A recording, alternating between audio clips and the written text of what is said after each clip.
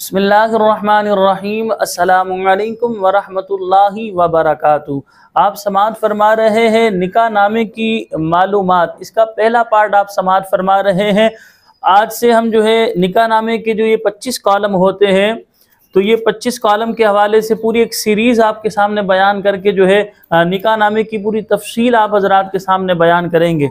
सबसे पहले देखें निकाह नामे का कॉलम नंबर 1, इसमें लिखा होता है वार्ड का नाम, इसी तरह टाउन या यूनियन, इसी तरह तहसील, थाना और ज़िला। तो लिहाजा ये जो निकाह खा होते हैं ये उनकी जिम्मेदारी होती है, ये आप हजरात नहीं बताएंगे, निकाह खा ही लिखेंगे। जो उनका वार्ड लगता है वार्ड का नाम लिखेंगे। इसी तरह जो उनकी यूनियन कौंसल लगती है उस यूनियन कौंसल का निकाह खा जो है वो नाम लिखेंगे, जो भी उनकी यूनियन कौंसल नंबर है वो उसे लिखेंगे। फिर उसके बाद देखें ये तहसील है, ये थाना, जो उनका काजी साहिब का निकाह खा का थाना लगता है वो थाना लिखेंगे। अब सवाल यहाँ ये पैदा होता है, बहुत सारी जगहों पर जब मैं निकाह पढ़ाने के लिए जाता हूँ लोग ये मालूम करते हैं भाई यूनियन कौंसल ये हमारी वाली लिखी जाएगी या आपकी वाली। तो याद रखें हम तो पूरी कराची निकाह पढ़ाने के लिए जाते हैं, इसी तरह ऑनलाइन भी निकाह पढ़ाते हैं, तो यूनियन जो लिखी जाएगी वो हमारी वाली लिखी जाएगी, यानी निकाह खा वाली। इसी तरह वार्ड भी हम अपना ही लिखेंगे और जो थाना हमारा लगता है यानी निकाह खा का लगता है वही लिखा जाएगा। फिर निकाह खा का जो ज़िला होगा वही कराची लिखा जाएगा। जैसे मैं कराची का रहाइश हूँ, अब मैं निकाह पढ़ाने के लिए हैदराबाद जाऊँ तो यहाँ पर ज़िला में हैदराबाद नहीं लिखूंगा बल्कि मैं कराची ही ज़िला लिखूंगा, क्योंकि निकाह खा का जो ज़िला लगता है वही ज़िला लिखा जाएगा।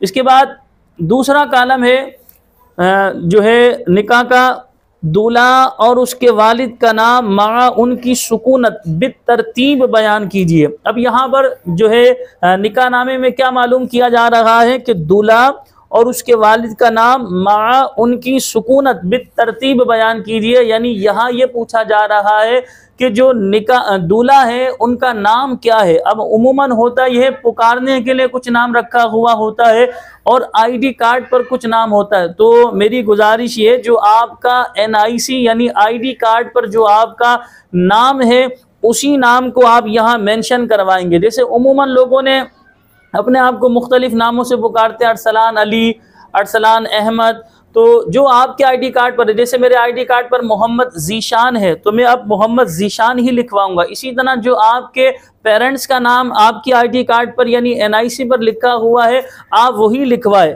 यानी कि वही लिखवाएं से मुराद मुकम्मल वही लिखवाएं। बाज़ औक़ात नाम के आखिर में अली लिखा होता है, अहमद लिखा होता है, इसी तरह शुरू में मोहम्मद लिखा होता है या अब्द से शुरू होता है, जैसे अब्दुल लतीफ़ है, अब्दुल रहमान है, अब्दुल रहीम है, तो वही आप अपने वालिद साहिब का नाम लिखवाएं। सही, अपना नाम भी आप वही लिखवाएंगे जो आपके आईडी कार्ड यानी एनआईसी पर लिखा हुआ है, और इसी तरह अपने फादर का नाम भी आप वही लिखवाएंगे जो आपके एनआईसी यानी शनाख्ती कार्ड पर लिखा हुआ है।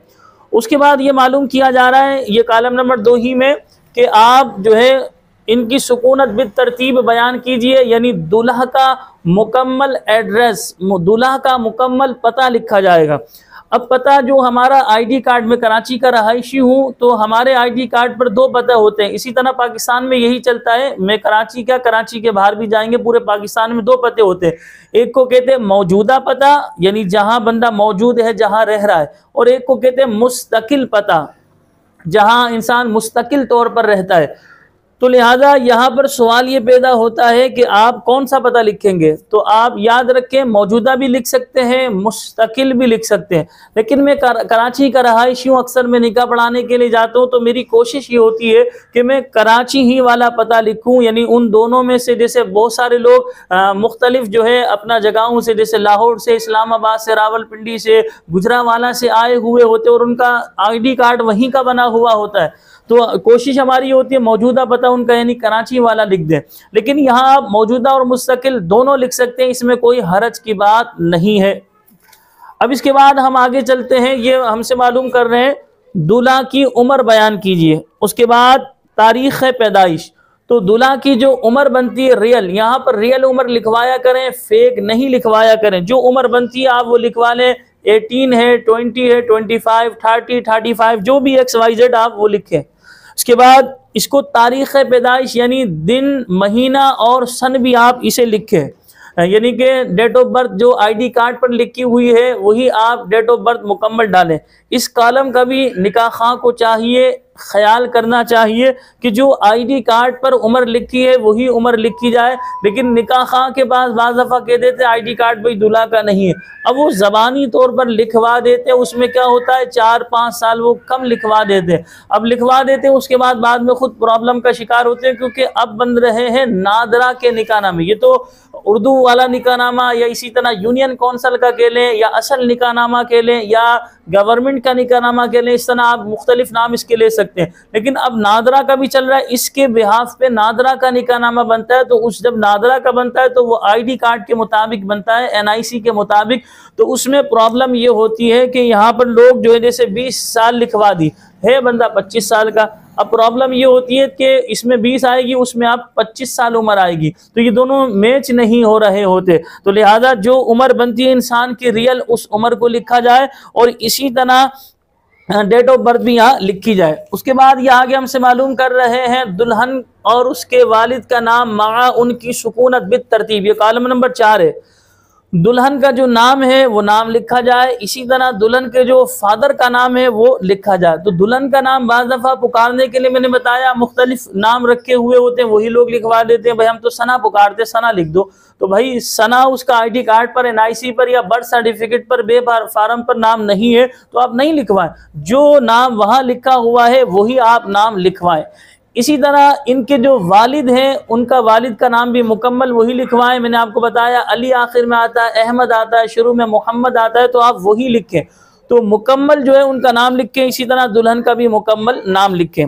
उसके बाद ये मालूम कर रहे हैं इनकी सुकूनत बित तरतीब बयान कीजिए, यानी इनका मुकम्मल एड्रेस बयान कीजिए। अब एड्रेस मैंने आपको बताया मौजूदा और मुस्तकिल दोनों होते हैं, तो दोनों में से कोई भी आप लिख सकते हैं, इसमें कोई हरज की बात नहीं है। मौजूदा लिख दें या मुस्तकिल लिख दें, दोनों लिख सकते हैं, इसमें कोई हर्ज की बात नहीं। अब ये कॉलम नंबर 4 तक हमने आपको तफसील बयान की। फिर इसके बाद आगे चलें तो कॉलम नंबर 5 और कॉलम नंबर 6 ये इंशाल्लाह हम अगली वीडियो में आप हज़रात के सामने बयान करेंगे। पूरी सीरीज़ हम आपके सामने पेश कर रहे हैं निकाह की इंफॉर्मेशन, निकाह की मालूमात के हवाले से। आप हमारा पहला पार्ट समाअत फरमा रहे थे। अगर वीडियो आपको अच्छी लगी हो तो नीचे कमेंट्स में ज़रूर अपनी राय का इजहार कीजिएगा। हमारी वीडियो को लाइक शेयर ज़रूर कीजिएगा। इंशाल्लाह ये पूरी सीरीज़ हम आपके सामने बयान करेंगे। हमें अपनी दुआओं में याद रखिएगा। यहाँ ये भी बताता चलूँ, मैं खुद निकाह खां अल्लामा हाफिज़ कारी मोहम्मद ज़ीशान रज़ा कादरी मेरा नाम है, कराची का मैं रहायशी हूँ। ऑल कराची निकाह बढ़ाने की हमारी सर्विस मौजूद है, ऑनलाइन निकाह बढ़ाने की सर्विस भी मौजूद है। तो आप डिस्क्रिप्शन में जाके आप किसी भी प्लेटफॉर्म पे हमारी इस वीडियो को देख रहे हो तो आप हमारा नंबर बाई आसानी निकाल सकते हैं। हमारा नंबर निकाल के व्हाट्सएप पे आप हमसे रब्ता कीजिए। हमें अपनी दुआओं में याद रखिएगा। अस्सलामु अलैकुम व रहमतुल्लाहि व बरकातुहू।